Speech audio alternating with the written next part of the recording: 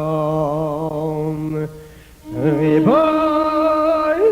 shel olam, Ribono shel olam, Ribono shel olam, Ribono shel olam. Ich will dir der spielen. Ribono shel olam, ich will dir der singen. Oh, no em so kore beine shel olam, vi ono leim so kore beine shel olam. Avu soll ihr dir gefinnen beine shel olam, und avu soll ihr dir nicht gefinnen beine shel olam.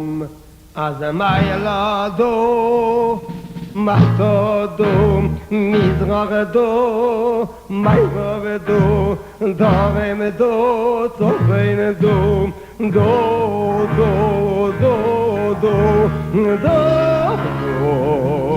Do, Do, Do, Do, Do, Do, Do, Do, Do, Az Mailedo, Matodo, Mizrachedo, Mayrovedo, Daremedo, Sofeinedo, Do, Do, Do, Do, Do,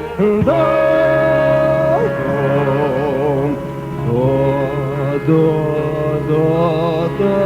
Do, Do, Do, Do, Do, Do, Azite Tigaredo, Cholilonit, Oiredo, Olazedo, Isaregot, Do, Do, Do, Do, Do, Do, Do, Do, Do, Do, Do, Do, Do, Do, Mailedo, Matodo, Mizragdo, Mayravdo, Daremedo, Sofeinedo, Do, Mailedo, Matodo, Mizragdo, Mayravdo, Do, Do, Do, Do, Do, Do, Do, Do, Do, Ya ya ya ya ya ya ya ya ya ya ya ya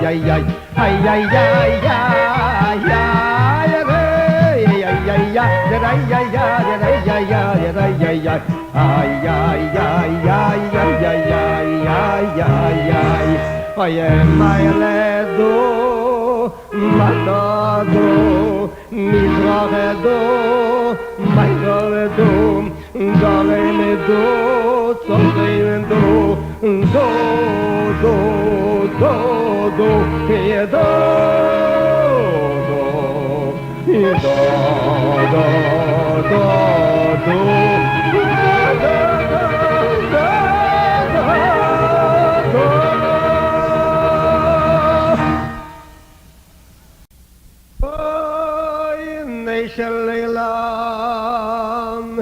Ribono shel olam, Ribono shel olam, Ribono shel olam, Ribono shel olam, Ribono shel olam, Ribono shel olam. Ich will dir der spielen. Ribono shel olam, ich will dir der singen. Oh, no em so kore beine shel olam, vi ono leim so kore beine shel olam. Avu soll ihr dir gefinnen beine shel olam, und avu soll ihr dir nicht gefinnen Refoin Yisroelom. Az meilado, machtodo, mizragdo, mayragdo, daremdo, tzofemdo, do, do, do, do, do, do, do, do, do, do, do, do, do, do, do. Ad meilado, matodo, mizragedo, mayrovedo, doremedo, tzofenedo, do, do, do, do, do, do, do, do, do, do, do, do, do, do. Azite got izaredo, cholilanit, oiredo, olazedo, izaregot, do, do, do, do, do, do, do, do, do, do, do, do, do, do, do, do. Meilado, matado, mizragdo, mayragdo, daremdo, tzofemdo, do, do. Meilado, matado, mizragdo, mayragdo, do, do, do, do, do, do, do, do, do, do. Ya ya ya ya ya ya ya ya ya ya ya ya ya ya.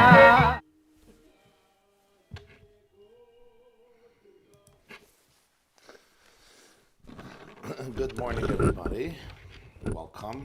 Thank you so much for joining us this wonderful morning. Chav Beis Shvat, the 22nd day of Shvat. Tovshin Pei Aleph 5781. February 4th, 2021. Today is the yard site of Rebbetzin Chaya Mushke Schneerson, of blessed memory, the wife of the Lubavitcher Rebbe, of blessed memory. She passed away Chav Beis Shvat Tovshin Mem Ches, that's 1988.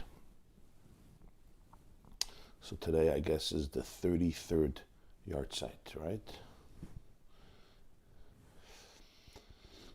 Rebbetzin Chaya Mushke Bas Kvoit Kedushas Admur Rabbi Yosef Yitzchak, the Rebbe Rayatz. We'll continue the Maimer, hopefully conclude the Maimer, Be'ezer Hashem Bli Neder. If you haven't opened your source sheets, please do that now. Go to theyeshiva.net. You'll see on the top, Chassidus Thursday, class Thursday. And over there, on the right side above the video, you can open the source sheets or download them.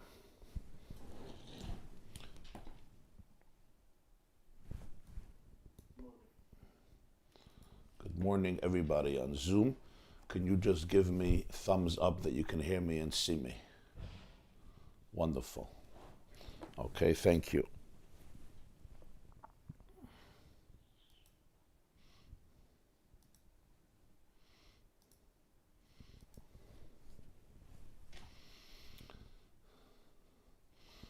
The niggin some of you were hearing before is called the Dudala.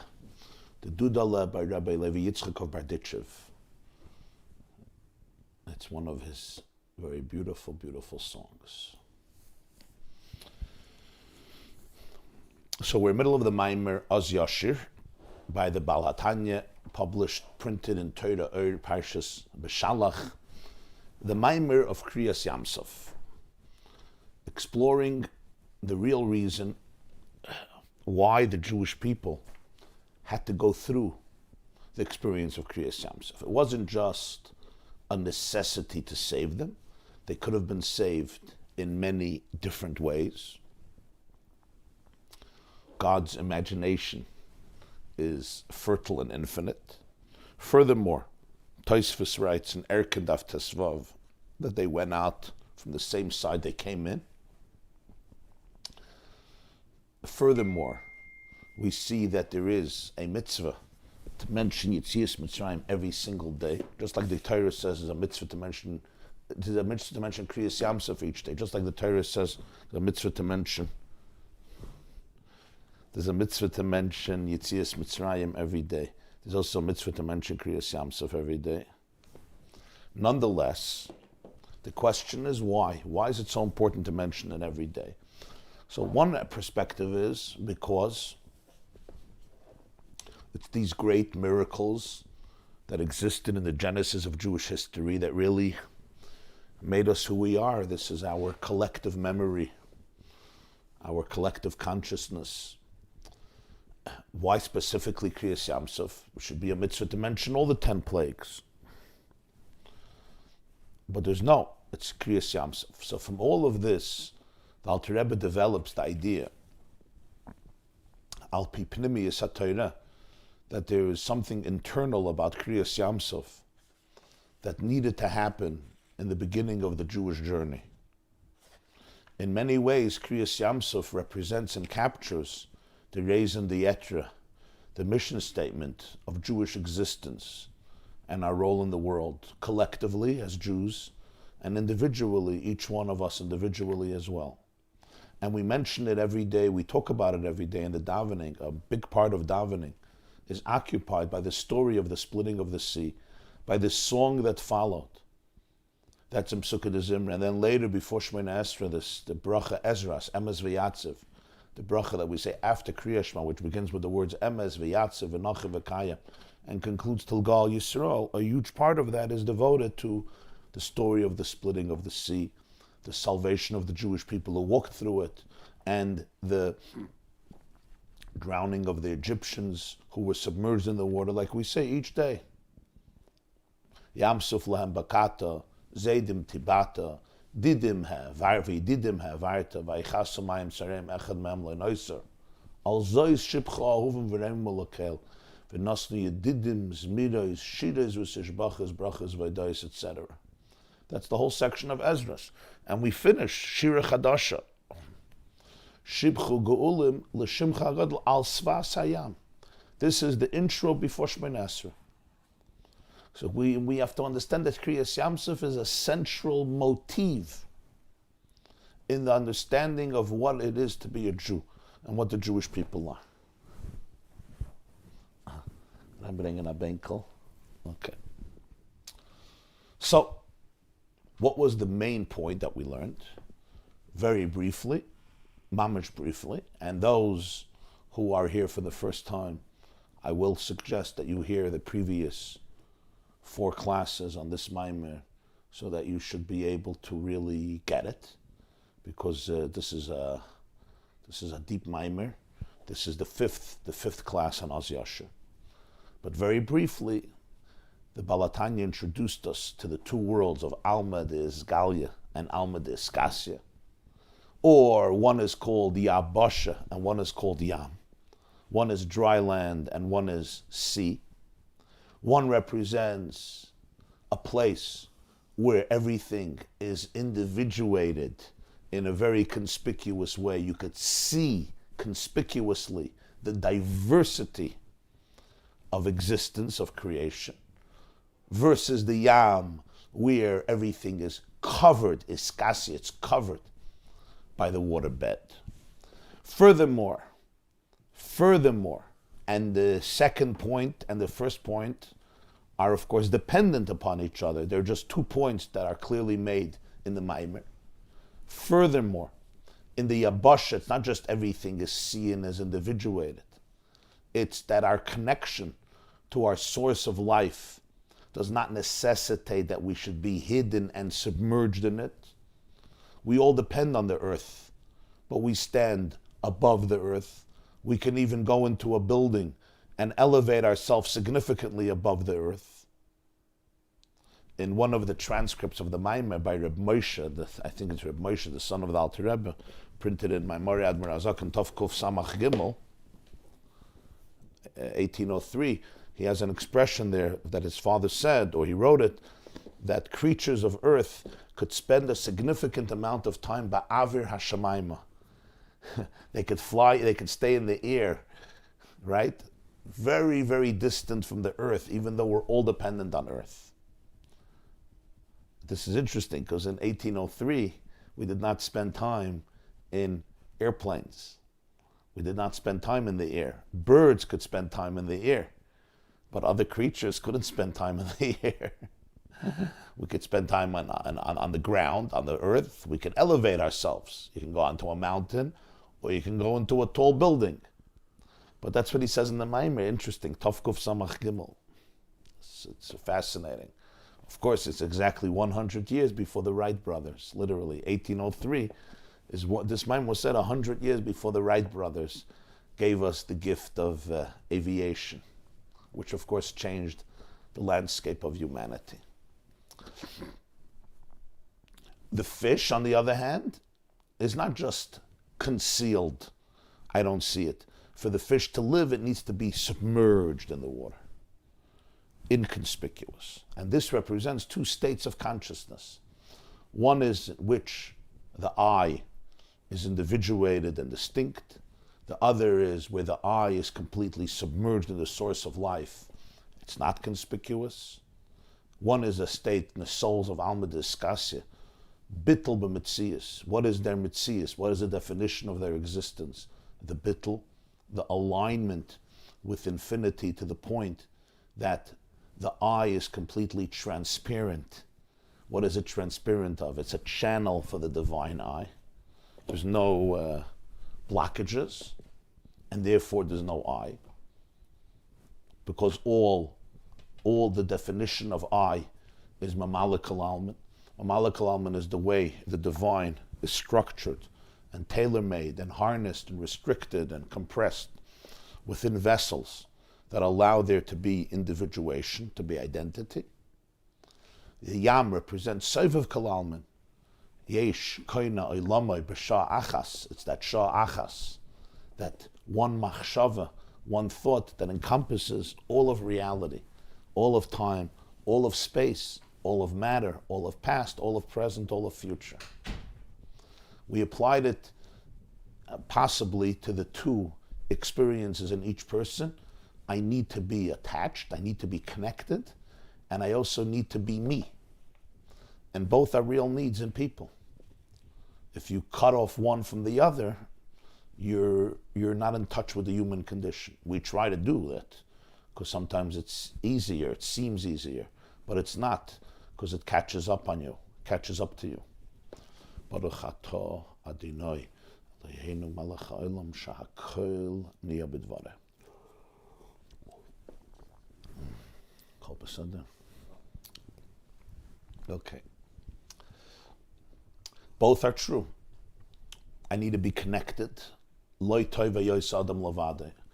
We need connection. We need intimacy. To live life functionally, to live life well, to live a meaningful life, we need deep connection. And real connection is where I can dissolve in you.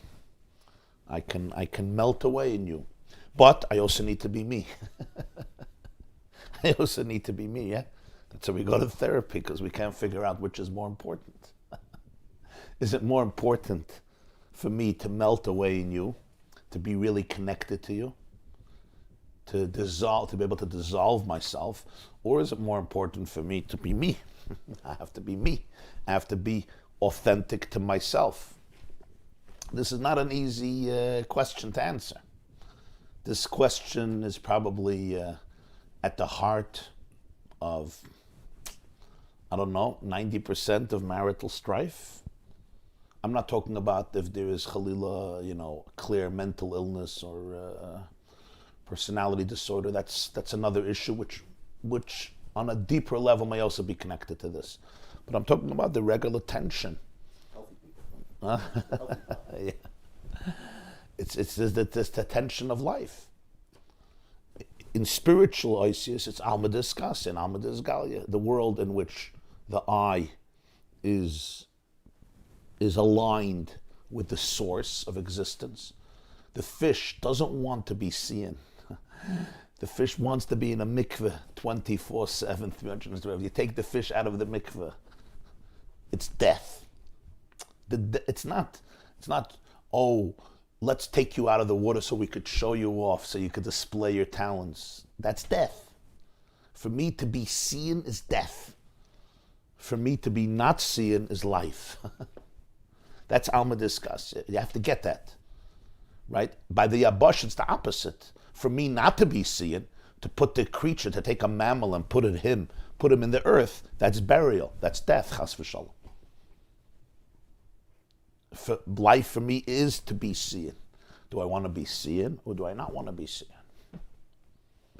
I'm not just talking about by other people, by me too.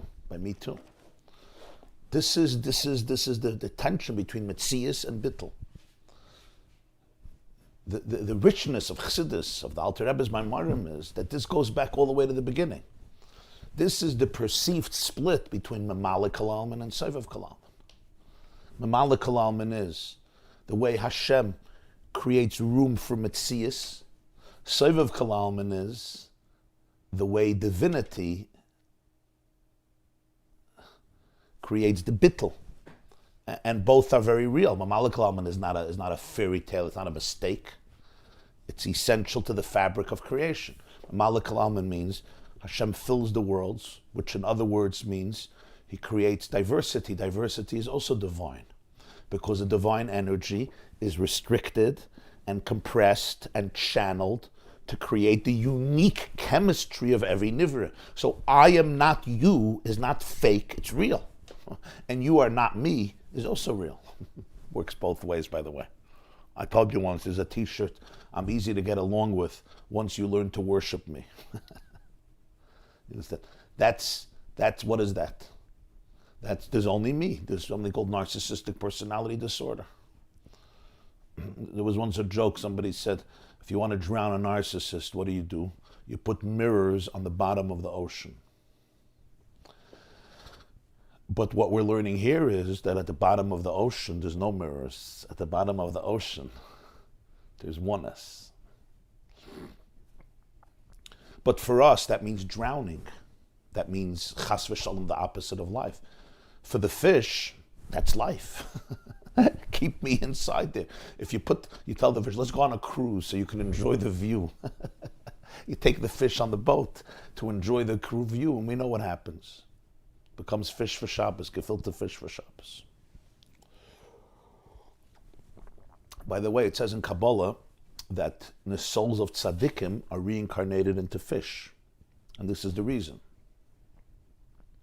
Souls of tzaddikim, if they have to come back, sometimes they go into fish. Not only that, I'm not going to get into this at length now. Be'ezer Hashem, we have to Yashir this on this one day. Did you ever notice that we're allowed to eat halachically living creatures? You have to do it with sensitivity. You have to know the purpose of it. But fish, you don't have to shecht. The Gemara says in Chulin, right? Im yesef tzarech hasifa, dogim, just take it out of the water and it's ready. A chicken that just dies, even if the chicken dies naturally, you're not allowed to eat the chicken. It's treif. It's a nevela. A behemoth just dies, even a kosher animal, you're not allowed to eat it. It has to go through a process of shchita. A fish just dead, you're allowed to eat it. And the Gemara in Yechulin discusses it. There's a debate about it. And the Gemara learns it out from Parshas Beshalach. Moshe Rabbeinu tells Hashem, if you gather all the fish, will there be enough? In other words, fish you only need to gather. A behemoth, a mammal, let's say a cow, a bull, a sheep, a goat, these are all kosher. A giraffe, well, good luck with a giraffe. But they're all kosher. An antelope, whatever it is that's kosher, you need shchita. And not just shchita, you need shchita in two simonim. You have to cut the esophagus, you have to cut the trachea. Chicken also needs shchita, one simon, either the esophagus or the trachea. And fish doesn't need any shchita. What's the deeper reason for this? I'm just going to mention the point. Fish represent the nefesh halakis. Chickens, birds represent the nefesh hasichlis. And mammals represent the nefesh habahamas. Fish submerged in water, this represents the nefesh halakis of a person, the divine consciousness of a person, meaning the aspect of I that is completely one with the divine I. There's no need for shchita. You don't need a metamorphosis fish. You don't need a metamorphosis fish. Now, of course, it doesn't mean Fish are a metaphor for it. Fish are everything in the physical world mirrors and reflects the transcendent. So fish represent the nefesh elikis. Over there's complete bittul, there's complete oneness. That's alma diskasya, and that's the very depth of my. That's the very deep part of me. Bittul doesn't mean repressing yourself. A fish doesn't get repressed by putting it in water. It means coming to life. For the nefesh elikis, being in the water is life. That's the power of the mikveh. That's why cleanliness comes from the mikveh. I allow my eye to dissolve in the oneness, and over there's no toxicity, there's no trauma, there's no tumah, there's no impurity. You come out of the water and you're a new metzius. A convert, a ger, goes to the mikveh, comes out of the mikveh as a new metzius, like a new soul. There's like a rebirth. I'm just giving you different examples to appreciate this idea.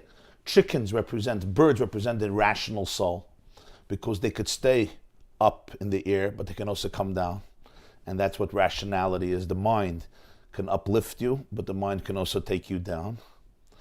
And then you have the mammals, which always stay on the earth. They're terrestrial creatures.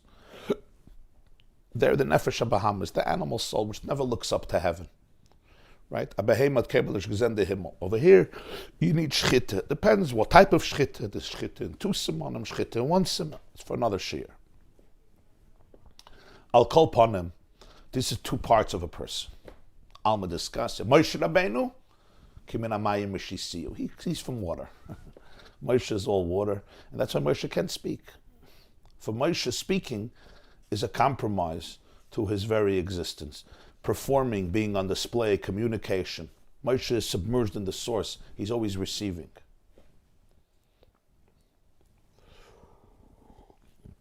The speech is articulating the infinite within finite verbiage, and that's contradictory to Moshe. What's the chiddush of Kriyas Yam Suf? The chiddush of Kriyas Yam Suf is the synthesis. It's not that God says you don't need the Yam Suf, just stay in the Yabasha. No, I want you to walk in the Yam b'Yabasha. In other words, to be individuated in the sea. It's not that they go, God could have done another miracle. They could have gone into the sea and be like fish. If he wants, we'll swim under the water. We'll swim under the water. Huh? Walk on top of the water, like the story of the Baal Shem Tov. The story of the Baal Shem Tov? Well, Gansamai is also not for now. The story of the Baal Shem Tov, he put a handkerchief, he walked up. Could have done a lot of things. He didn't do that. He split the water and they went in. In other words, Kriyas Yam Suf is the synthesis of the two, the fusion of the two. That's why we talk about it every day, Kriyas Yam Suf. That's why it was the introduction to Matan Torah. That's why it is such a pivotal moment in Jewish history, because it wasn't just the physical miracle that they went through the water and it was a wow. Certainly it was a wow, no question. But the essential message of Kriyas Yam Suf is one that we attempt to reenact daily in our lives. To be able to create a fusion between myself as an individuated person within my own authentic persona, and the antithesis of that, which is the complete oneness with the source. How do you fuse the two? The Alter Rebbe said, for this we go to Atzmos.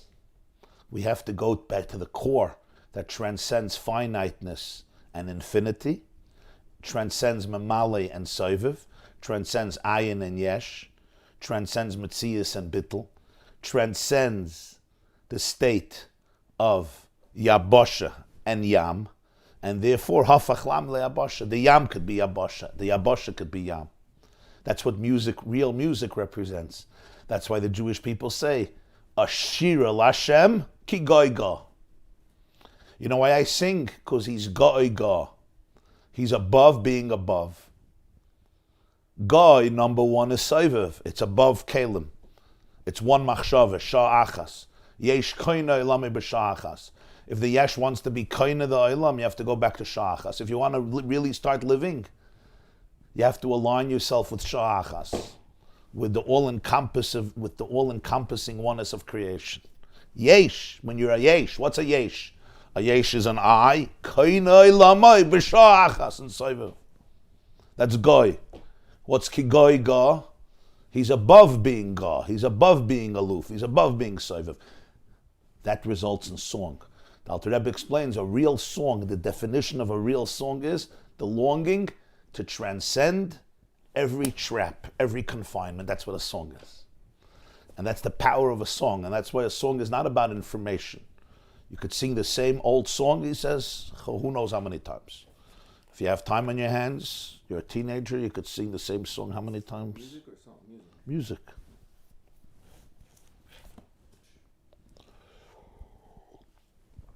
And then there's sus v'roich v'ram avayam. What's sus v'roich v'ram avayam? Sus v'roich is the horse and the rider have a very interesting relationship. On one hand, the horse is completely subservient to the rider. Somebody who knows how to deal with horses, somebody who has a relationship, a connection with horses, knows that horses are very sensitive to the one who rides the horse. And the horses go wherever you want them to go. The horses don't have a plan. The horses don't say, okay, today we're going to this city, that city, wherever you want, the horse will go. Of course, the horse has to be fed. The horse has to have energy.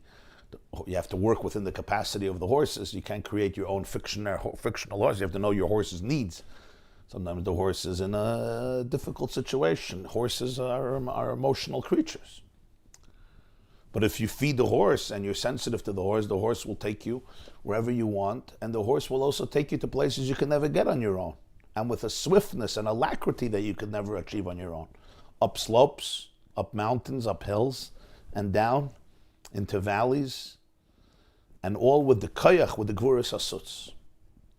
This is a metaphor, he says, for Isis. Susim are called Isis. What's pshat Isis? Every idea, every emotion we express through Isis. Isis actually are completely subservient to the idea. And I could use different Isis, like the horse can go in many different directions. The alphabet lends itself to so many different ideas. You could take Isis in so many different ways. You could read two books. One book, the Isis express a most glorious idea, and another book, the same alphabet, the same A, B, C, D, E, F, G, H, I, J, K, etc., express a profane idea. In other words, the very same Isis were manipulated and exploited in very different ways. Isis also take you to a place where you can't go on your own. As he says, you can have the most powerful idea. When you communicate it in words, you reach a deeper place of awareness, like the horse who takes you to places that you could never reach. That's why it's brought in Svarim that when you're very angry, you should be quiet for a while. Because by talking about it, first of all, you may say very stupid things that you're going to regret. And also the anger increases. You have to be quiet. We'll revisit it. You don't have to run away. In 2 hours, we'll talk about it again, but you have to calm down. Not only because you could make decisions and say really hurtful things and you're going to regret, so it's better to be quiet. The Baal Shem Tov said when you're quiet, when you're angry, you shouldn't speak for 61 minutes. 61 minutes. Go to the garage and, beat the tires of your car. Go do 60 push-ups.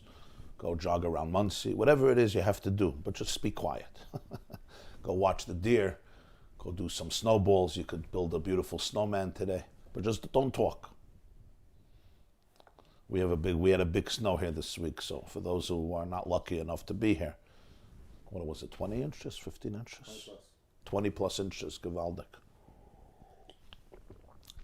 Dibur intensifies the emotion, and Dibur expands and reveals new depths in the idea. That's the concept of a sus. How is this related here? Because Mamalik Kalalman is the Isis. It's Hashem articulating infinity in structures. Isis are structures, they're containers. On one hand, they're horses that are completely subservient. They're just containers for the light. On the other hand, they have something very powerful in them that adds something in the energy itself that's communicated, in the that's communicated. So this was the last year we explained that well at length, the whole concept of Isis, how we experience life through Isis, through language. Everything is language. And that's why we experience things in a limited way, and everything becomes a defined story. So that's the whole world of Isis. And this we say, Loi v'gvuras asus yachbats. Loi v'sheika ish yirtza. We go now back to this section of the Maimer. We say in davening, Hashem doesn't want the strength of the horse. He doesn't desire the thighs of a person. Roitza Hashem es yireyav hamayachelim lechazdoi. In Ashrei we say this. Not in Ashrei, in Hallelujah kitov zamra lekenu, right? He wants those who fear him, who anticipate his kindness. So he says, what does this mean? What this means is, Isis are connected to Gvura, Gvura Sasus. Gvura is restrictions. Gvura is Tzimtzum. Lohidia livnei ha'adam Gvuraisav uchvoid hadar malchusay. Ugvurascha yedaberu. Kvoid malchuscha made ugvurascha yedaberu. Dibur Isis is a result of Gvura. Hashem wants to articulate infinity into finiteness. This is what Isis do. They confer language upon reality, and this is why reality that we are aware of is based on the DNA. Living organisms are guided by DNA, which are called Isis. They're symbolic of letters, which basically require sequence and structure and organizations. And this is what allows the machshava achas, the shah achas, to enter into a world where everything is individuated and everything has its own identity. And living organisms, each one has its own sequence of DNA. This is the world of Isis. This is the world that like the horse, it brings the person into places that are much further than he can ever reach himself. Those are the susim. It also has a power. The power of articulation in Isis brings out deeper energies in the one who created these Isis. So this is all Gvuras Hasus, Ugvuras Chayedaberu, Kvoid Malchus Chayemeru, Lohidia Livnei Adam Gvuraisav.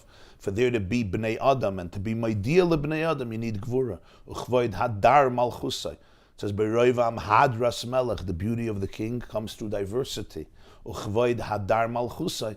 This is the biodiversity, which is the miracle that we experience on our planet and all the various forms of life. There's so much diversity, which is Hadar, it's the beauty of his Malchus, which all comes from Midas HaGvura, which is Tzimtzum. And then we say, Loi b'gvuras asos yachbad. So the Alter Rebbe continues. We are now the second to the last paragraph of the Maimer. The paragraph starts with Zel yesh koinoi lami b'shah achas. And we're holding by V'zehu loi b'gvuras asos yachbad. The line starts V'zehu loi b'gvuras asos yachbad. He doesn't desire the strength of the horse. Pirush she'enoi meir chayfetz Hashem b'gvuras v'tzimtzum amchilas Isis levada.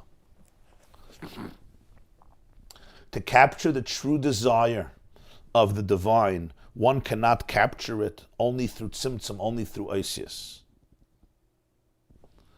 Isis, language, are very important, but they never give the full picture of chayfetz Hashem.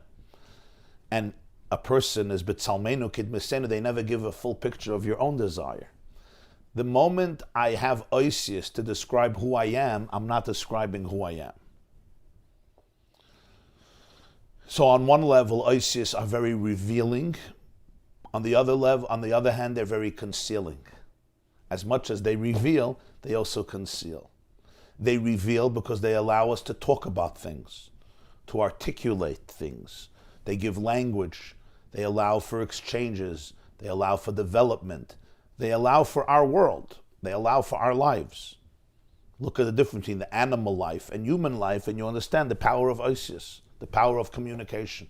Because of our communication, we can create imaginary realities. We can create abstract realities, and we can live by those abstract realities. The animal lives just by the physical, tangible reality. a concept of a country, a concept of a state, a concept of a nation, a people, a company, a corporation, a project, an organization, a movement, a community. What are these things? Why do the chimpanzees don't live in the countries and continents? I mean, they do, but these types of organizations and corporations, yeah, it's all part of the abstract thinking of the human being. That's the gift of Dibur, the gift of Isis. So they create definitions which allow humans to achieve what we have achieved, Be'ezer Hashem. But as much as they reveal, they also conceal. They become the source, ultimately, of our traumas as well. Because I'm always telling stories.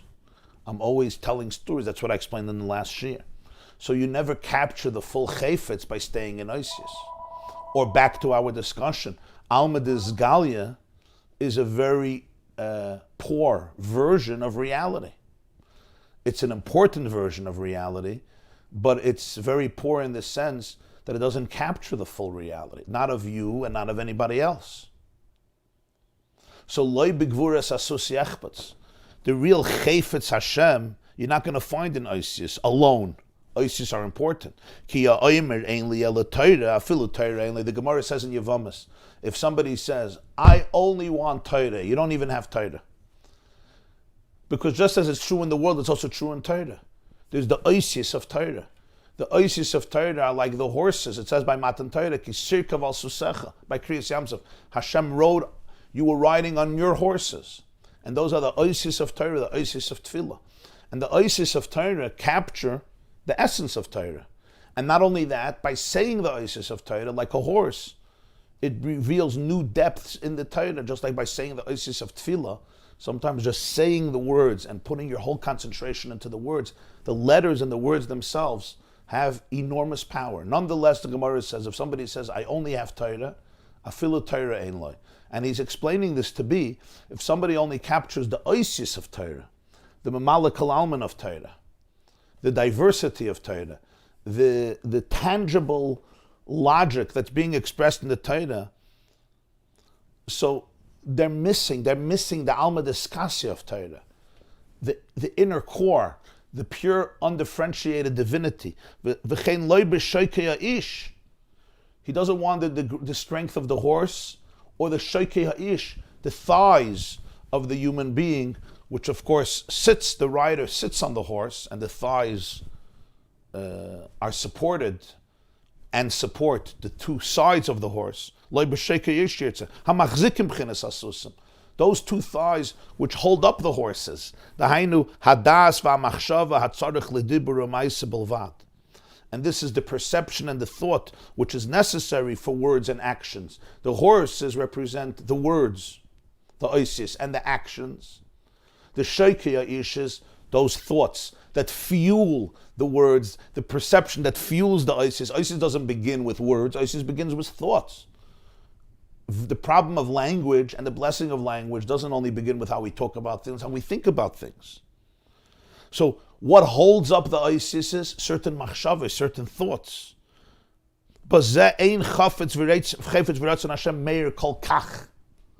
So even though every ice captures a certain desire of God, but it's compromised, it's mitigated, it's limited. What's Roitza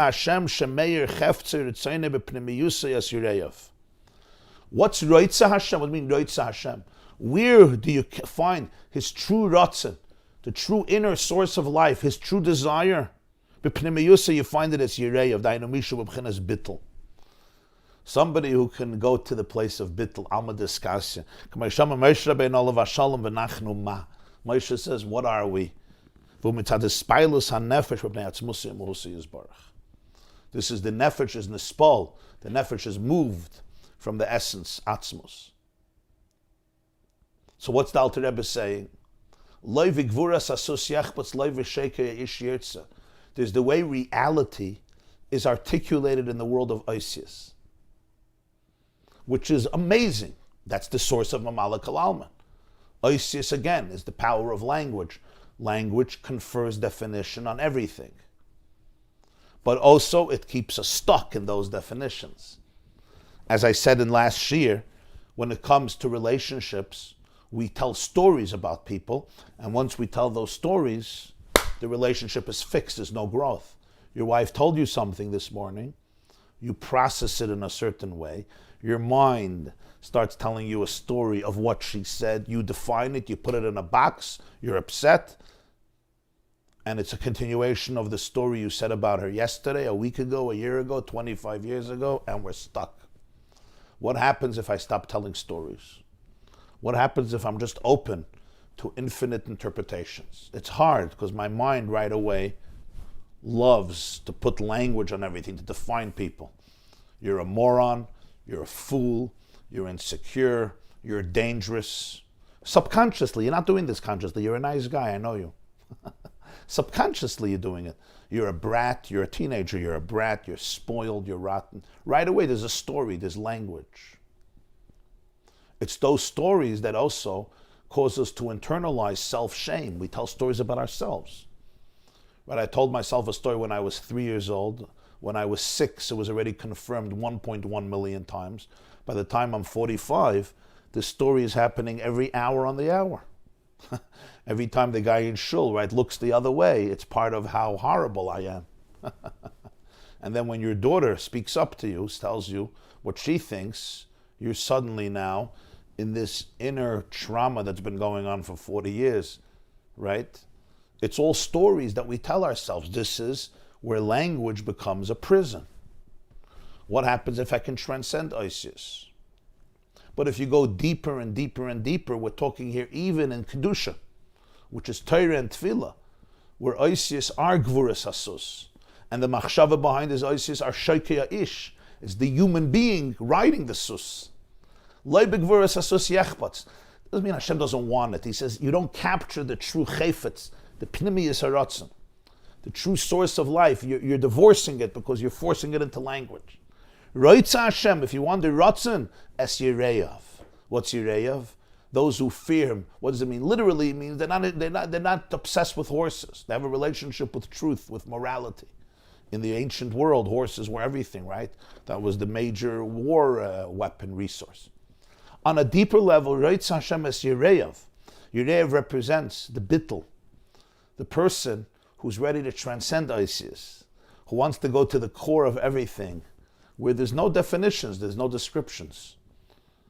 That's what Moshe Rabbeinu is. Moshe comes from water, you remember? Moshe is v'nachnu ma, what are we? The question is, how do you have the two? So this is what he says, sus v'roich v'rama vayam. He takes the horse, he takes the rider on the horse, Rama, he lifts them up, bayam, into the sea. What's the sea? The sea is Moshe, v'nachnu ma, alma deskasya. Ashir el Hashem ki goiga, sus v'roich. Now where do you usually ride a horse? In the sea or on dry land? Try to go horseback riding in the Atlantic Ocean. It's not going to work.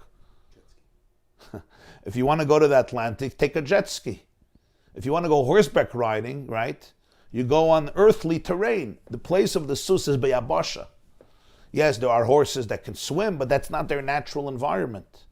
And they can easily drown there. They're not fish. You submerge the horse in the water and it drowns. It's a mammal. The sus belongs Beyabasha.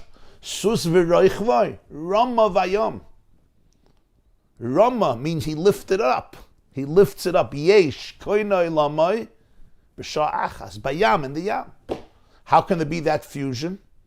He says it's the spilus hanefesh, from atzmos umuhus, as he finishes this paragraph, and there can be the integration.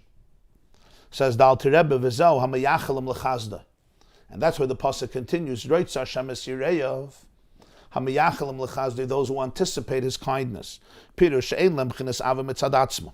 Liyas trukasam l'davka b'yizbarach l'ravet simaynim belvad. Eliyah sam shachas chazdai chesed oilam mei oilam vad oilam o meyachelim kashayered v'yumshach mol ma'ila v'lo shadavar negei la'atzmo. That's the idea of meyachelim l'chazdai. They anticipate His chesed. What does it mean? It means they're looking for His ahava. It means it's not that they have only love on their own. They want to connect because they're thirsty, they want meaning, they want purpose. Rather, they're waiting for His ahava. Hamayachalim lechas doi. They're waiting for his chesed, for his grace. V'lo shadavar negei la'atzmam. It's not that it's relevant to me in order for me to be able to fulfill myself, to be able to find meaning in my life. They're open to the gift of divine love, which transcends much more, which transcends infinitely my own yearning for purpose, my own yearning for love. Hamayachalim lechaz doi. Because even in Avos Hashem, there's two elements. There's, I want the connection. I want the connection. It's meaningful, it's purposeful, I'm thirsty, I want it. So this is still, the person is confined in a very deep, limited space. I need, I want. Hamayachalem roitz Hashem es yireyav, hamayachalem l'chazdai, is ask not what God can do for you. Ask what you can do for God. Ask not what your spouse can do for you. Ask what you can do for your spouse. Ask not what your children can do for you. Ask what you can do for your children. Hamiyachalim lechazdoi is, I await and I'm looking for chazdoi, his ahava. What does it mean I'm looking for his ahava? I'm not just looking to connect because it's my thirst. It's my experience. It's my ahava. Hamiyachalim lechazdoi. V'zeu sus v'roich v'ram avayam. Pirush. Shebchines ha'oisius dibur ha'machshava. Oisius are represented by speech, but they always begin by thoughts. Because you also think in a language. You don't only speak in a language, you think in a language. Language doesn't begin in speech. People think that's the case. It's not true. You either think in English, or in Yiddish, or in Hebrew, or in Russian, or Portuguese, or Danish, whatever it is, your language, French, Italian, Ladino maybe, espresso, but you think in a language. Machshava is the beginning of dibur, always. Just like you write in a language, you think in a language, then you communicate in a language. The difference in machshava and dibur is, in machshava it's more subtle, it's less tangible. You can cover a lot of subjects in a minute. Excuse me. You could cover a lot of subjects swiftly, but it's still the world of Isis. And when we think about things, we're stuck in the world of Isis. Thank you. And Dibur comes from there. So he says, Sus, what's Sus? Ha'Isis Dibur machshava, Makar the Alma Dizgalia. That's the source of Alma Dizgalia, Shehein B'chinas Tzimtzumim Ugvuraisav. The word Ois comes from the word Asa Boiker, which means it articulates, it brings forth. What is Isis in chassidus? What is the core of Isis? It articulates Soiviv in Memale. That's its grace and that's its churban. Its grace is, it articulates, it defines, it creates gvura and tzimtzum. What's tzimtzum? Tzimtzum is restrictions, containers, structures. Language gives structure.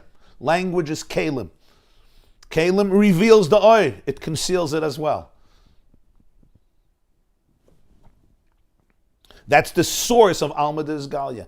DNA, divine DNA. I hope you're getting this. It's very, very powerful. The divine DNA, that's the mucker of Alma Dizgalia. That's the source for Alma Dizgalia. It's that the divine, absolute, infinite, undifferentiated energy assumes language. Ba'asara ma'amoros nivra ha'olam. Vayomer elikim. Bidvar Hashem shamayim nasu v'ruch piv kol tzvam. Why ba'asara ma'amoros nivra ha'olam? What's asara ma'amoros nivra ha'olam? 10 sayings. That's the source of the whole Alma Dizgalia. That's why there's Alma Dizgalia. There's a world that's identified. Identified objects, identified realities, identified existences. That's the world of Isis. That's why all real music, real song, real meditation, psuki de zimri and davening, it's all to help you go out of the world of Isis. That Isis should become a channel rather than a trap. We don't have anything against Isis.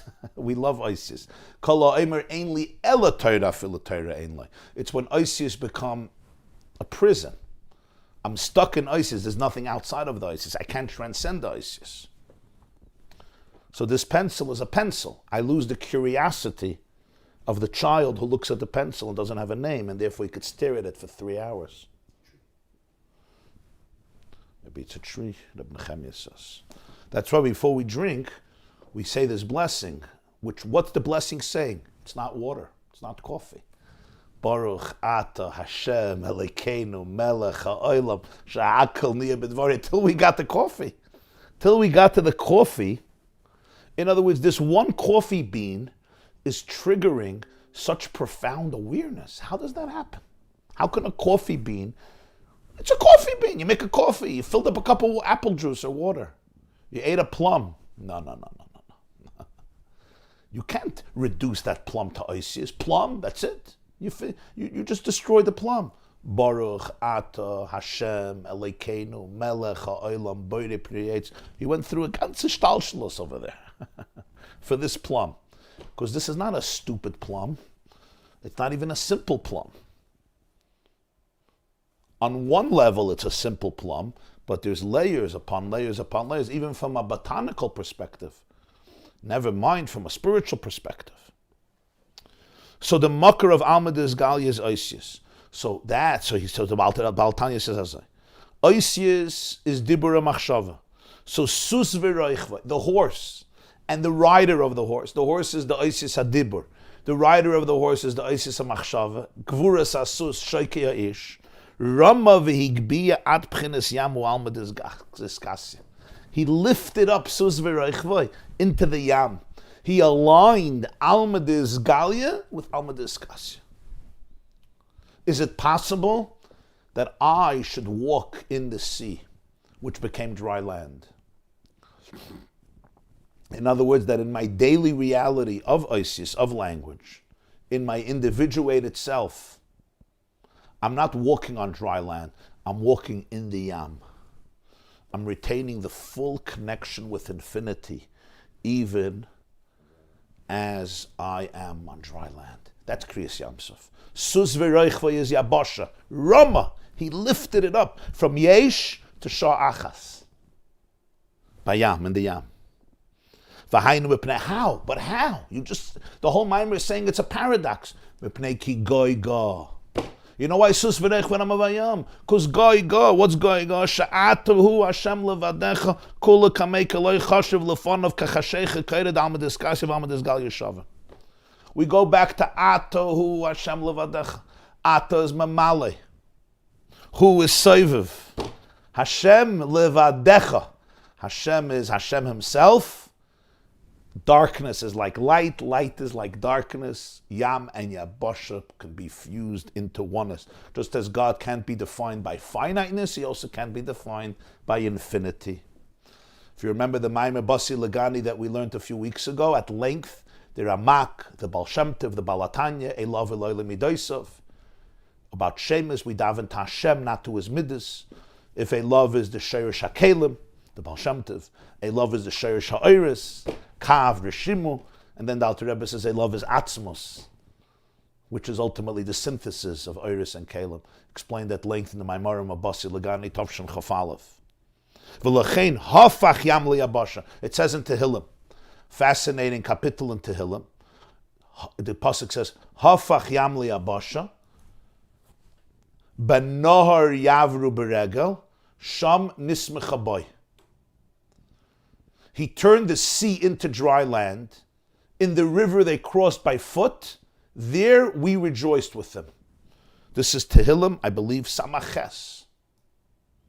What is the meaning of this pasuk? Now we'll understand. Hafach lam yabasha. He took yam and made it yabasha.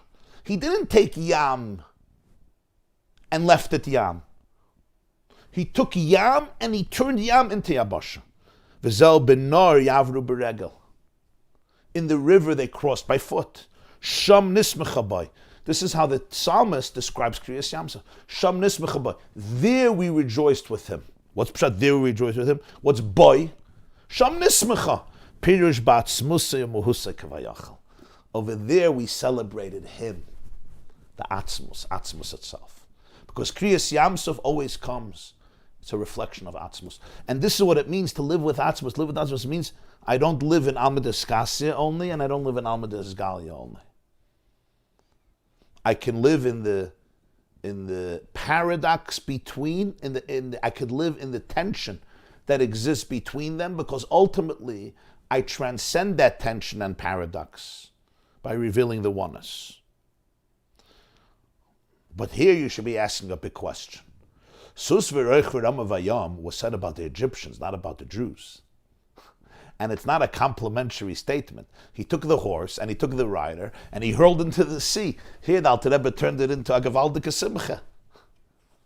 I hope that you were asking that question when we learned Sus v'roich v'rama vayam. If not, you have to start over all over again if you didn't have that question. Sus v'roich v'rama vayam is the punishment of the Egyptians. It's not the positive part that happened to the Jewish people.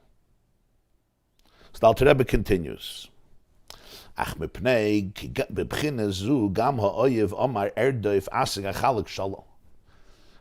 there's one more aspect here. Whenever you talk about this part of infinity, suddenly the enemy comes and says, I want part of the booty. We continue. Amar Oyev, you remember? Amar Oyev erdoif asig achalek shalol timleime nafshar echarbeter shemiyadi. The enemy said,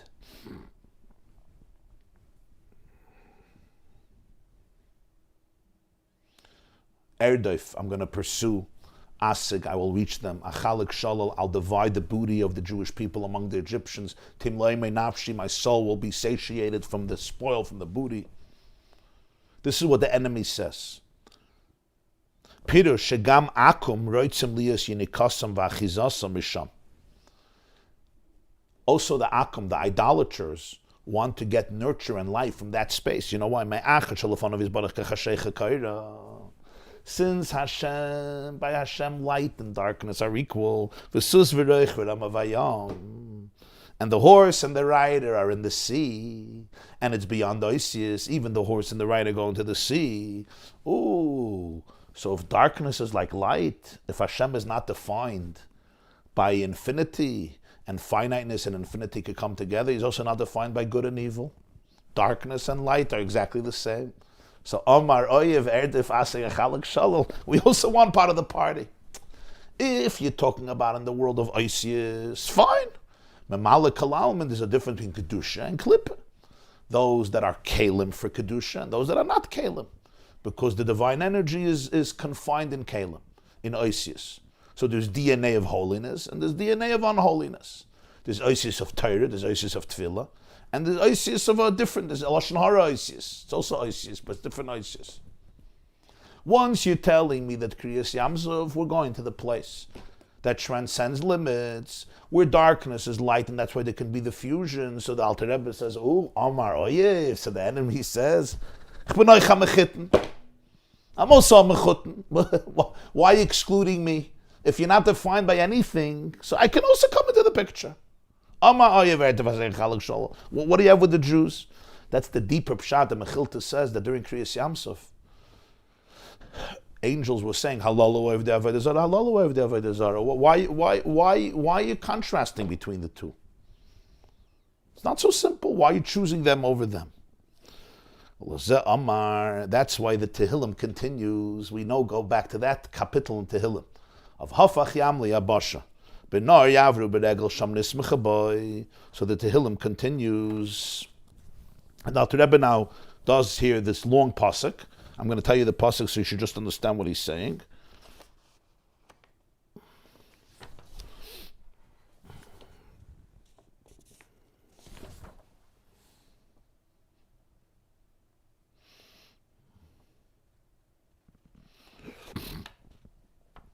The Alter Rebbe says as follows. The pasuk continues, Lazeh Amar. Let me tell you the whole pasuk. After it says, Hafach Yam Li Abasha, the Tehillim says, Moishel begvurasai oilam, einov bagoyim titzpena, hasoyredim al yarumu lamoisela. Quote, with his might he rules the world. Okay. His eyes oversee the nations. Einov bagoyim titzpena, like tzofe, His eyes see, observe the nations. Hasayririm, the rebellious ones, al yarumu lamaisela. They will not exalt themselves ever. Why is this pasuk coming in right here? But now we understand the depth. After we know hafacham liyabasha, sham nismecha boyin atzmos. So the enemy says, I'm also a mechutin. So Alter Rebbe says, Lozeh Amar Einav Bagoyim Titzpena. His eyes see the nations. V'hasayridim, the rebellious ones, Al Yorumu Lamaisela. They can't uplift themselves. They will not exalt themselves ever. The same word, Sus v'roichvoi, Rama vayam. Remember Rama? He picked up the Sus, Rama. It doesn't say Yara. Later in the Shir it says Yara, which means he casts. Here it says Rama, which means he lifts up. He didn't lift them up, he threw them into the sea.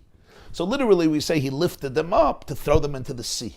The Alter Rebbe is explaining what's Rama. He lifted up Almudis Galia and Talmudis Kasya, Rama Bayam. So this pasuk now says Al Yarumu.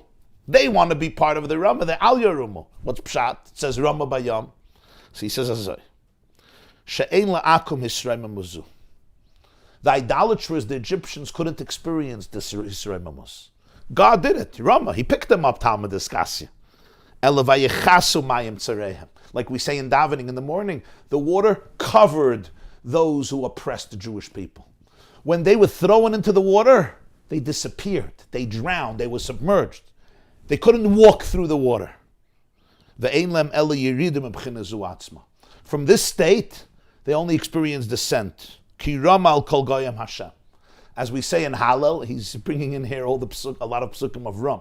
Ram al kol goyim Hashem, Hashem is completely above them. They can't experience it. V'zui sibis nefilasam. So when this came out, actually, this was the reason that they fell. What's the reason? What's why? The Jews walk in the dry land in the water. Why? So the pasuk says because the water became a wall on the right and on the left. Now that's superfluous. Could have just said they walked through the Yam, the water dried up. We understand that the water went to the sides. Why does the Torah emphasize if you say the water split, the sea split, and it became dry land, obviously there was a wall on the right and a wall on the left. We don't think that the whole Yam disappeared forever. It doesn't say that. It came back.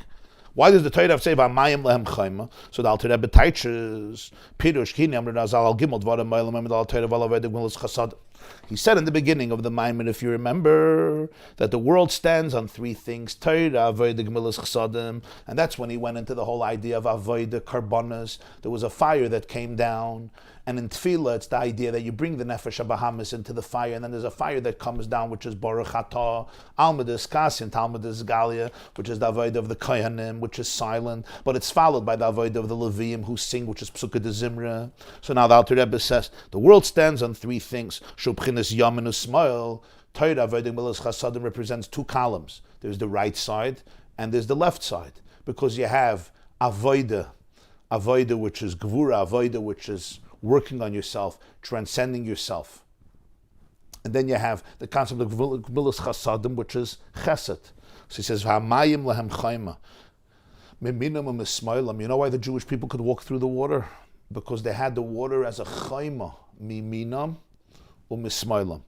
And that's the Torah, Avodah, Gmilas Chasadim, Shobchinas Yamin Usmail, V'Yisroel Olu b'machshava.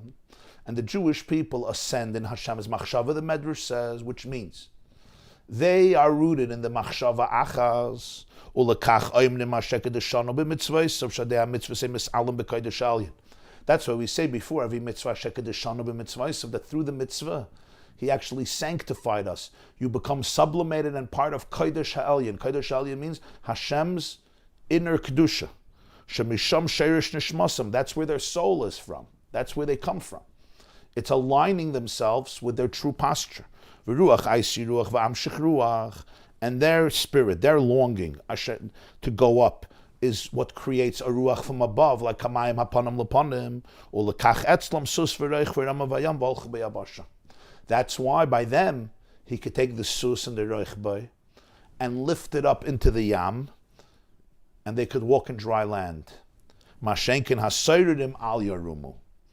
But as the pasuk says in Tehillim, the rebellious ones can't experience this reimamus. What is the Balatanya teaching us here? When Alma de Isgalia meets up Alma de Iskasya, what happens? Two things can happen. Either you have Kriyas Yam Suf, and now you're walking in the sea, or you drown. Two things can happen. What does it depend on? It depends on who you are. And that's the idea.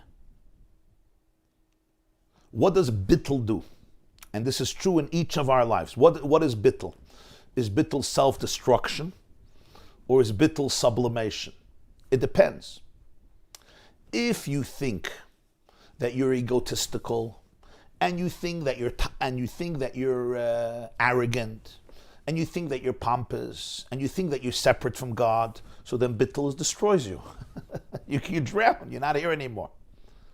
But if you understand that you're a chelik elikamim al mamish, so then bittul liberates you. It sets you free. What's the trauma of a narcissist? I'm afraid that if I'm not narcissistic, I'm going to die. So I have to be narcissistic. Because my eye is very traumatized. It's very small. Whenever your eye is tiny, you can't create space for a larger eye because it's death. And that's really what all of anger is. So many of our wounds are based on the fact that I see myself as so small. And therefore, if I create any space for you, I'm going to die. My brain doesn't let me do it. My brain goes into this petty orbit where I have to be angry, I have to be upset, I have to be vindictive, I have to be vengeful. Why? For me, the alternative is suicide. So this is the moide dikavart now. For the Mitzrim, if you throw them in Talmud Eskasi, it's death. You know when bittul becomes liberating? When you have the mayim chayim minimum esmoilim, when you have Torah, avodah, gemilas chsadim. In other words, your life is aligned with divinity. When you understand that shekadishana b'mitzvaysev, that your sheirish on neshama is what? Kodesh ha'aliyah. That you are bittul, du bist ashtik bittul. Liberation begins when you let go of holding on to that individuated I and believing that that's the whole story of who you are. So then when you're sus v'roich v'rama v'yam, amachaya rama v'yam, when you're uplifted to Talmud Eskasya, you're uplifted to Talmud Eskasya. But what if you're living in the world of Mitzrayim? Mitzrayim is Meitzorim Agvulim. You're limited, you're petty. Now you take me, you throw me into the Yam, what happens? I'm gone. I'm done, I'm finished. There's nothing left of me. Echad mehem loy noiser. Like the chassidus chabad says, what's echad mehem loy noiser? Doesn't mean one of them was not left over. It means the echad in them was loy noiser. They didn't have an echad. If you're not connected to echad loy noiser, there's nothing left. Echad mehem loy noiser. There was no echad. So that's why he says, hafach yam liyabash. Atzmus transforms the yam to the yabash. Sham nismecha boy. Comes Pari and says, "Ooh, by God, everything is equal. Yeah, everything is equal. I also want Amaraya Verdefasik Chalak Shalom." Says it's the opposite. Of course, Hashem, everything is equal. Chashecha is equal like Oira. But the person has to be able to be open to that truth. You can't take God and reduce him to your abusive self and your dysfunctionality and say, "Oh, everything is equal." So therefore, if I'm destructive or I'm not destructive, if I'm kind or I'm narcissistic, if I'm selfless or I'm selfish, it's all the same thing.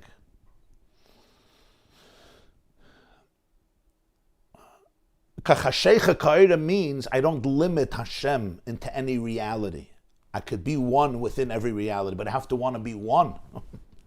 I have to be able to want to be one. That's the contrast. Ramal kol goyim Hashem. When the Mitzri experiences the Raimim sus v'roich v'rama, to be uplifted, for one person being uplifted means you're carried to extraordinary heights. For another person, it spells their death. You understand?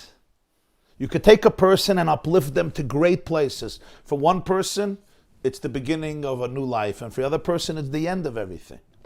Because I have no say. Where am I over there? And the Mitzri inside of me will not want to do that. Don't take me to Alma Deskasya. I live in Alma Desgalia. And the reason I live in Alma Disgalia is because I'm not connected to Alma Disgalia, because my Alma Disgalia becomes traumatized. It's not the divine DNA anymore. It's the DNA that ultimately becomes distorted into the machshava and dibur and oisius, where I become completely disassociated from the true flow. Because in Kedusha, everything is connected. Alma Disgalia flows into Alma Disgalia. There's a flow. You don't stop the Torah. You don't cut the windpipes. You have to have the oxygen flow. You have to have the circulation that goes from Alma Disgalia to Alma Disgalia. Then sus v'reich v'rama. But einov bagoyim titzpena hasoyrim al yarumu lo meisela. So when Hashem takes sus v'reich from Paray and Rama, he lifts it up to the Yam, what happens? But by the Jew, and we're talking here even the Jew inside of you and the Mitzri inside of you, this kel zor asher beker b'cha, sus v'reich v'rama bayam, what happens? What happens is, you become alive. You become fully alive.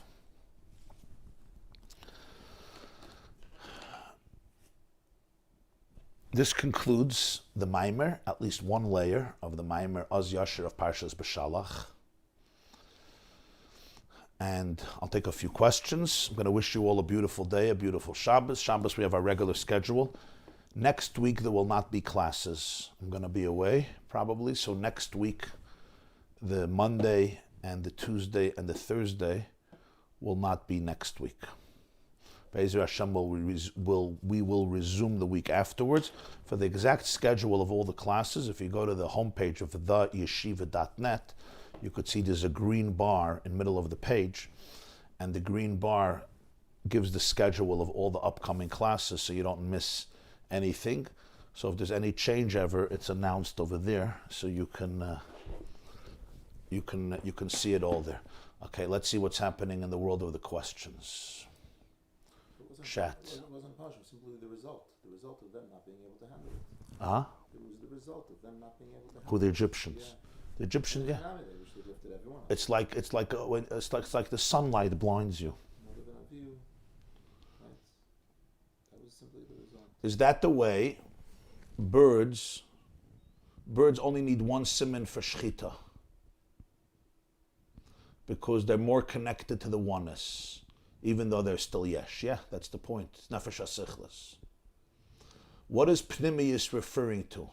Is it referring to Hashem or the person? You mean when he says pnimiyus ritzonai, he means Hashem. Shemeir cheftzei ritzonai b'pnimiyusai es yireyav. Al reitz Hashem. Reitz Hashem. If you want the chefetz ratzim b'pnimiyusai es yireyav. I think he's talking about Hashem. That's how I understood it. Was this the error of Shapsi Tzvi and his followers, who really could not see beyond the small eye?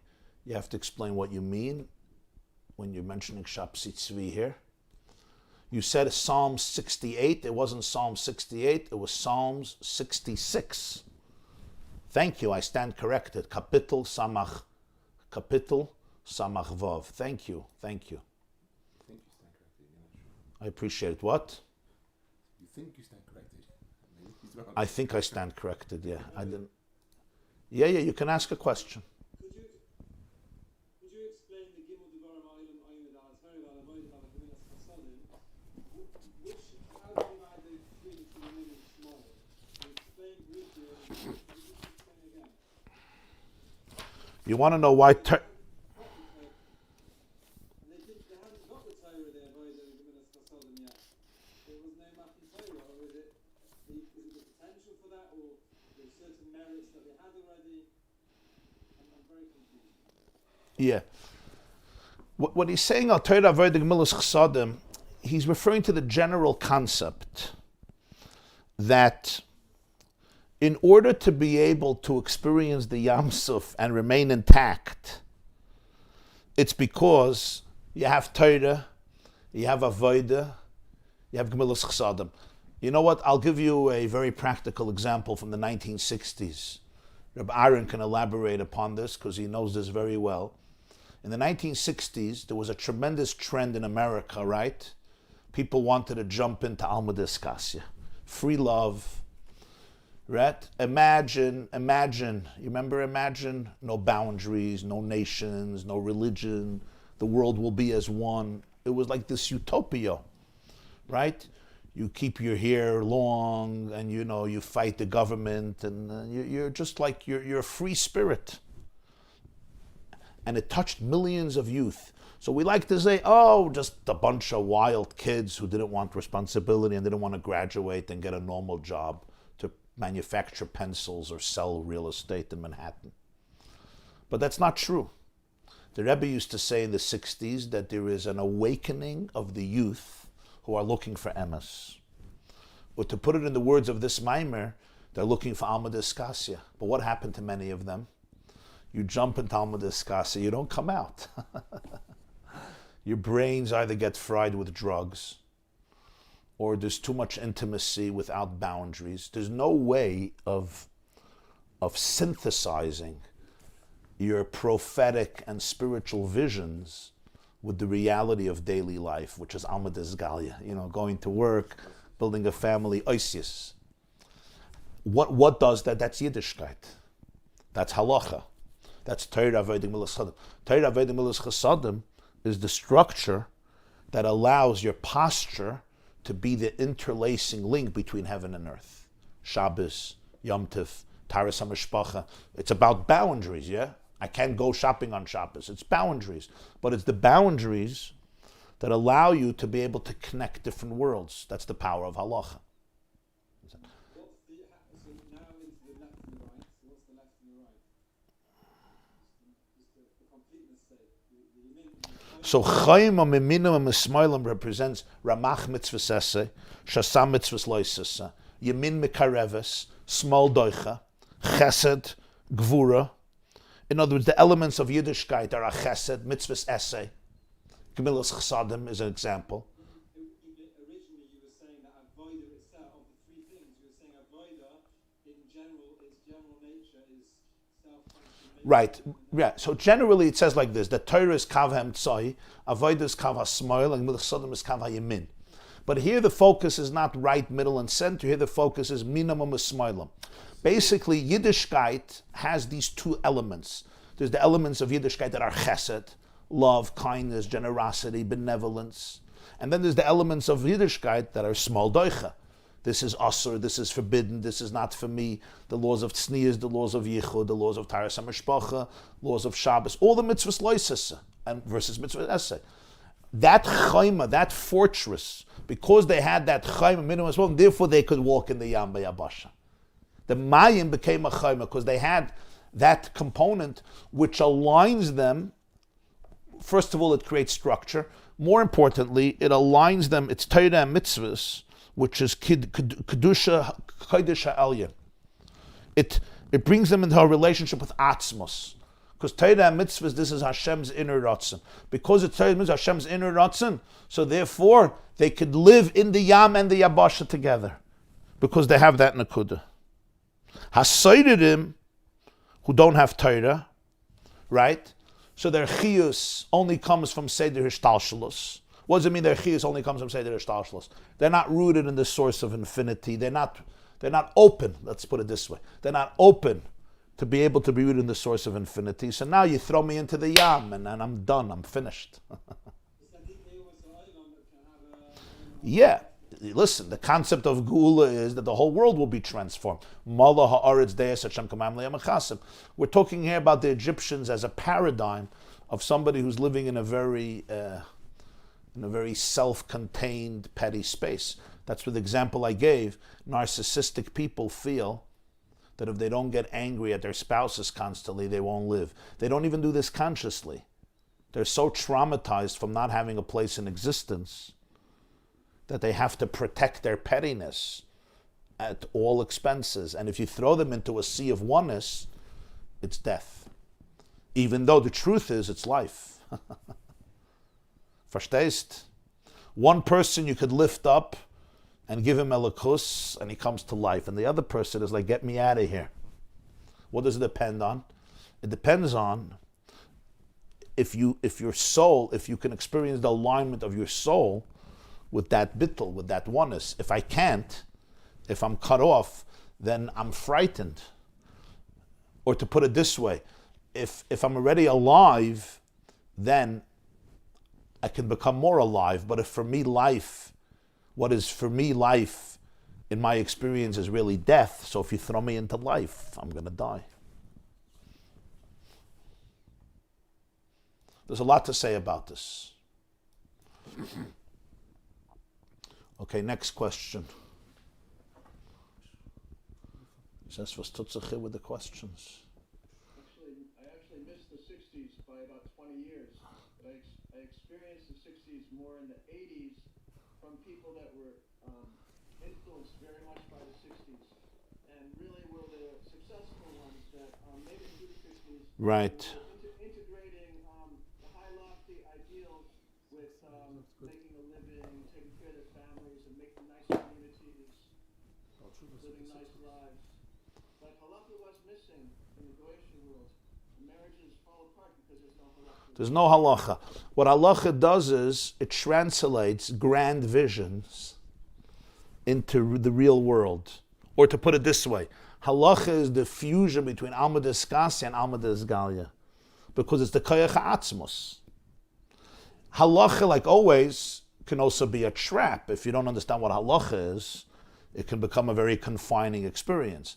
Halacha comes from the word halicha, which means movement. Halacha has to always be in a state of movement. You understand, right? I was never badly affected by halakha, Baruch Hashem.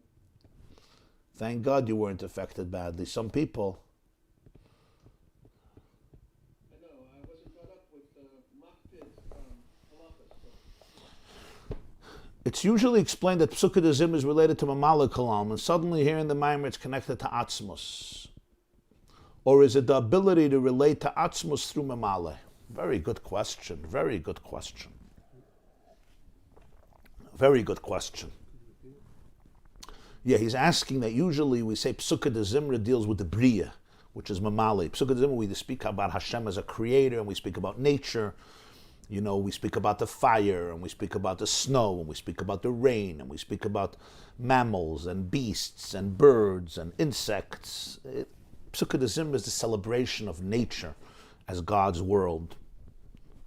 We speak about frost, and ice, and snow, and that's all Mamala Kalam. And then here he says in the Maimon that Psukkah Dezimra is the Niggin. It's the Niggin which is related to Atzmos. It seems to me that that exactly is the point. That Psukkah Dezimra is not just the words of Mamala Kalalman, but it's the song which ultimately is the longing to be able to align Mamale with Seiviv and with Atzmos. You speak about music according to the way you explain the meaning of a song composed by a tzaddik. Would it be correct to educate children to refrain from listening to music from sources, even Jewish music, that are not rooted in the consciousness of tzaddikim? Generally, music has a very powerful impact on people. We all know that. And the author and the composer of a song, his or her soul is imprinted in that song. That's what I spoke about last time. There's no question about that. What would a nameless reality look like? How would it help us in the real world? Can it really help us in a place of real evil and pain? Are you advocating for us to live in delusion and deny reality? And if not, then who cares that this reality exists? Is it just about, if it's just about a raisin or a cup, that's fine, but they don't do evil. But for other people, wouldn't that be naive? I like you. Whoever wrote this question, I like you. I mean, I like all of you, but I like whoever wrote this question. Very good question. Are they asking how to deal with an evil person? Yeah. They're saying, it's all very nice Torah, but tell the person of the Holocaust not to give names. Like, who cares? You know what I mean? They experienced abuse, physical, emotional. It's very nice to say, oh, this is not a cup. This is not a pencil. It's not a raisin. It's like, who cares? This is a real world where you were hurt. This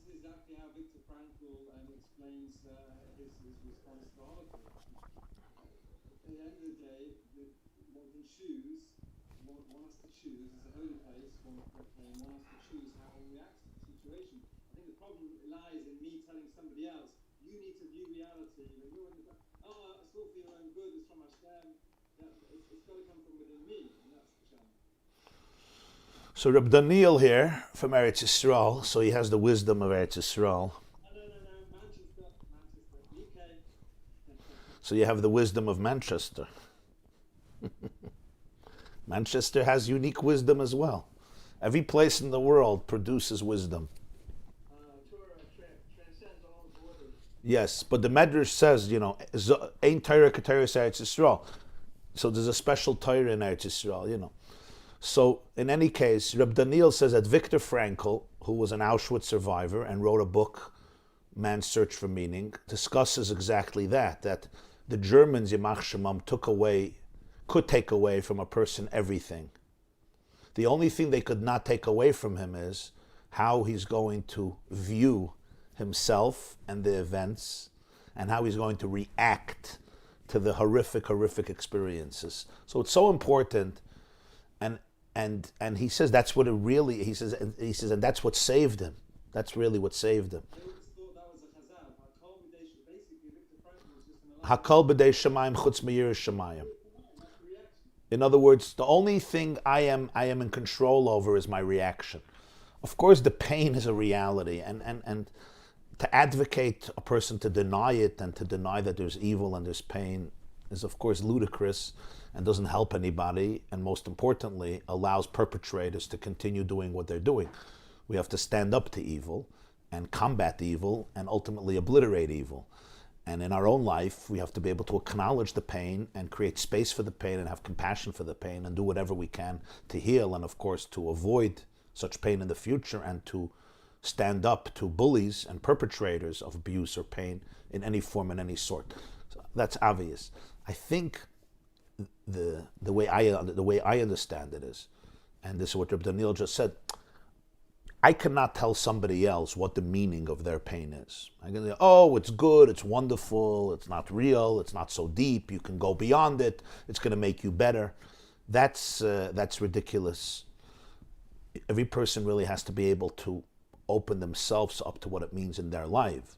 But I think the message that we're saying here is not that there's no pain, but that the stories we tell ourselves about the pain and the reason for the pain and the consequences of the pain can often cause the perpetrator to take full control over our lives till the end of our lives. And that, in a way, is as tragic as the pain itself. For the person who was abused, that abuse itself is horrific. What's equally horrific is that the abuser now owns my story. Don't you see the pain in that? Not only did you use my body in inappropriate ways, but now you own my story. You're the one who's controlling my brain. You're the one who's defining how I think about myself every day. Don't give him that victory. That's what the Maimer is saying. The Maimer is not saying deny your pain, chas v'sholem. The Maimer is saying don't give him that victory. The Baal HaTanya is saying don't let him or her be the one who narrates your story in your brain. You become the narrator of your story. And who is the you? Who is this you? What often happens is I define the abuse, I blame myself, or even if I don't blame myself, but it teaches me about my limitations or my shlemazolas or my ineptness or my bad mazel, or it teaches me about my destiny, or it teaches me about what a loser I am, and it tells me that I'm full of shame, all subconsciously. So who owns me now? Who owns me? It's the language that I have been using to describe this experience that really feeds in to the mindset of the perpetrator. He is the one who owns my story, and that is as horrific as the abuse, because that abuse is continuing every single day. Even 30 years after the abuse, I am still a prisoner, and I am a prisoner to my own mind, to my own mindset. That's what we're talking about language. Of course, there's the pain. Do you remember what I spoke last week about animals? I spoke about the zebra or the impala, and it's bit by the cheetah, and but it gets away, or it freezes and the cheetah goes away, the tiger goes away, the leopard lioness goes away. What does the animal do? The animal stands there, shakes it off, shakes for a while, finishes shaking, goes back to the herd, nothing ever happened. You know why? The animal didn't turn it into a story. The animal was hurt. Doesn't have ISIS. It didn't become, I must be an idiot, my mother never liked me, I'm a nerd, I'm a shmata, God hates me, the world hates me, I have no future. The animal doesn't do that. It hurt. Shake it off. And if you can kill your predator, kill your predator. or imprison your predator. Bring your predator to justice. No question. He doesn't kill other people. Don't be in denial. But don't give him the control over your life. Excellent question. Are you saying it's the words that you say to yourself, it's your own self? Yeah. It's your own self-talk. It's your own machshavos, which is your own self-talk. It's the language that we confer upon things, and sometimes that language is glorious. Like Isis HaTorah, Isis HaTfilah. Sometimes that language is complete distortion. Sometimes that language is somewhere in the middle. But it's always a limit. Loi b'gvuras asosiechbots, loi b'sheke yishirtza. So this person that sent you the question, so your advice and your suggestion to them is to really, really work on your self-talk. Just change it. Yeah. My advice to this person is you got to change the self-talk. And you have to open yourself up not to ignore the pain. Not to ignore the pain. On the contrary, you will actually feel the pain more. You know why? Because it's going to be raw pain. I want to tell you something now deep. The stories we tell is because we want to run away from the pain. Because we don't feel that we could face the pain. I feel the pain is going to destroy me. The shame is going to destroy me. So I tell stories to contextualize it and make me deal with it. In other words, if I could say that I'm destined to be a loser, or God hates me, or the world hates me, or my life doesn't mean much anyway, or I don't deserve any better, okay. When I stopped telling stories about the pain, I could face the pain. And you know what I learned? I learned that I could survive it. I'm larger than it. And I'm set free. Not because it doesn't hurt, it actually hurts more. Because I don't need to cover it up and contextualize it and put language on it. I can actually look at it without any strings attached. And I realize that I could contain it. I feel it acutely. I probably will start crying. And this river of tears will come over me. But it will wash away all those stories. And I'll just be able to stare the pain in the eyes and not flinch and experience it fully and actually let it go. Let go the need of all the stories, and I become a free person. That's really what happens. That's really what happens. So you have to know that that's what's going to happen. You have to Not be afraid. Not be afraid of yourself and your pain, and not feel the need to right away self-talk everything. And really be able to say, I'm not going to go there now.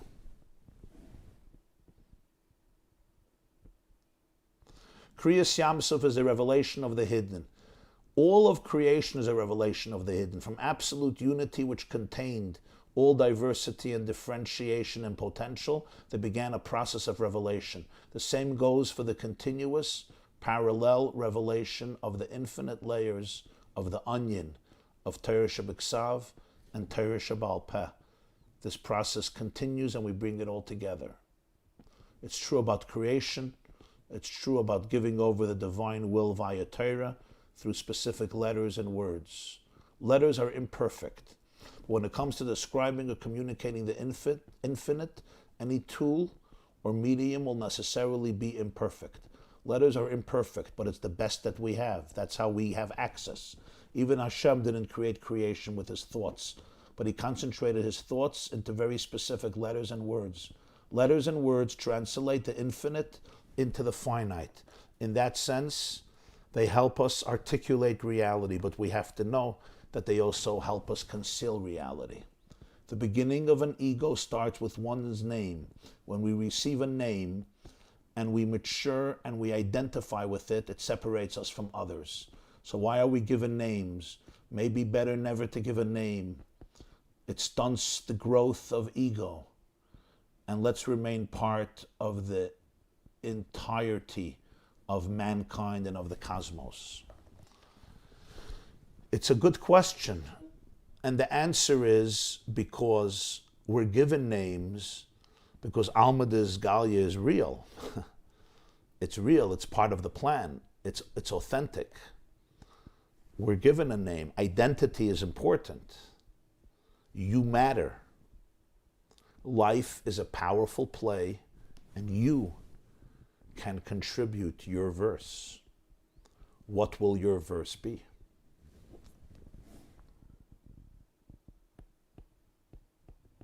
Is this the reason why by Matan Torah, God put the mountain over our head? By the Yam, we went through and the water split. At Matan Torah, we didn't go through a split mountain. It was all over our head. It's an interesting comparison. Okay, that's a whole other discussion. Kaf Aleim Har Kegigis. We once learned a Maimer, right? Purim. The Alter Rebbe says in the Purim Maimer, Megillas Esther, that Kaf Aleim Har Kegigis is his galus avel yoina was an overwhelming love. When the Maimer says Tassus, look at the Torah Tazriya, he discusses it as well.